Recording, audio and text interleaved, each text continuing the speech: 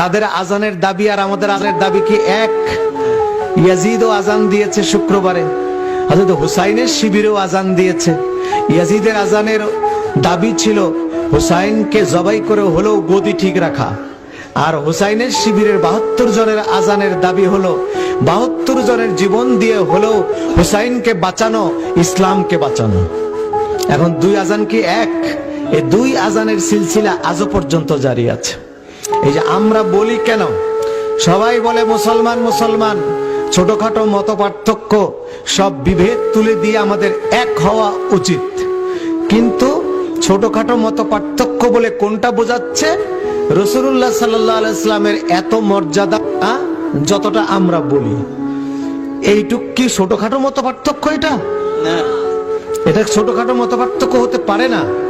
রাসূলুল্লাহর নাম, রাসূলুল্লাহর ধ্যান, রাসূলুল্লাহর ধারণা নামাজের মধ্যে আসলে তা গাধা, গরু, অন্যান্য প্রাণী, জীব জানোয়ার তাদের স্মরণ করার চাইতে আরো খারাপ।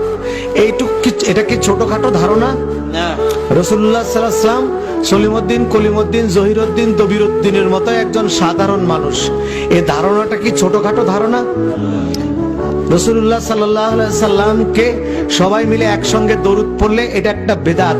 রাসূলুল্লাহ রওজা শরীফের উদ্দেশ্যে জিয়ারত করার জন্য বের হওয়া শিরক, এইগুলা কি ছোটখাটো ধারণা?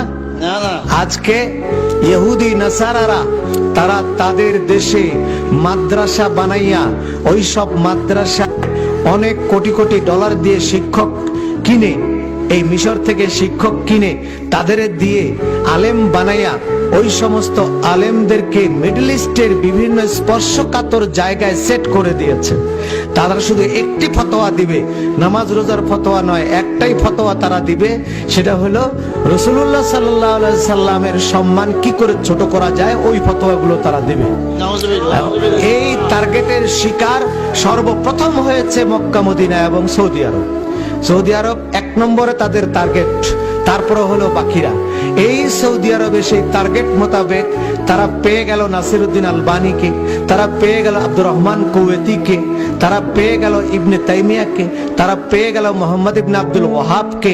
তাদের মাথায় তারা ঢুকিয়ে দিল যে রাসূলুল্লাহ সাল্লাল্লাহু আলাইহি সাল্লাম, নাসিরউদ্দিন আলবানী তার কিতাব তাহজিরুস সাজেদের মধ্যে লিখেছেন, তার আরেকটা কিতাব আহকামুল জানায়েজ ওয়া বিদউহা, তার আরেকটা কিতাব হুজ্জাতুন নবী সাল্লাল্লাহু আলাইহি সাল্লাম। নামগুলা কি সুন্দর কিতাবের! তাহজিরুস সাজেদ মানে সিজদা করা থেকে সাবধান, আরেকটা লিখছে আহকামুল জানায়েজ ওয়া বিদউহা, জানাজা নামাজের হুকুম এবং এর ভিতরে বেদাত কি।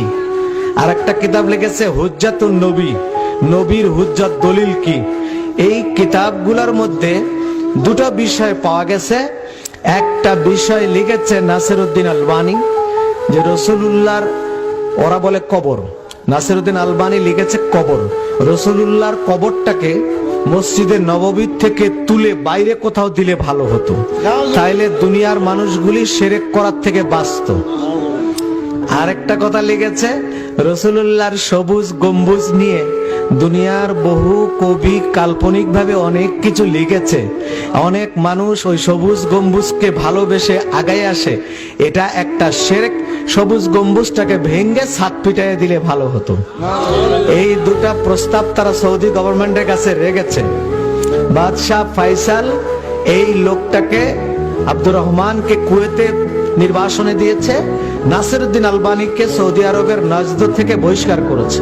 এই শয়তানের বাড়িও নজদ। শয়তান পরিচয় দিয়েছিল আনা শাইখুম মিন আহলে নজদ। মুহাম্মদ রাসূলুল্লাহ সাল্লাল্লাহু আলাইহি সাল্লামকে শহীদ করার জন্য যে পরিকল্পনাটা আবু জেহেল নিয়েছিল, আবু জেহেল তো প্রথমে রাসূলুল্লাহকে সাধারণভাবে নিষেধ করেছে। প্রথম বলেছে যে দেখো, কাবা ঘরের অর্ধেক তোমাকে দেই, অর্ধেক আমি রাখি, অর্ধেকের মধ্যে তুমি যা পারো করো, আমি অর্ধেক নিয়ে মাতবরি করি, তবুও তুমি তোমার ওই ধর্মটা প্রচার করিও না।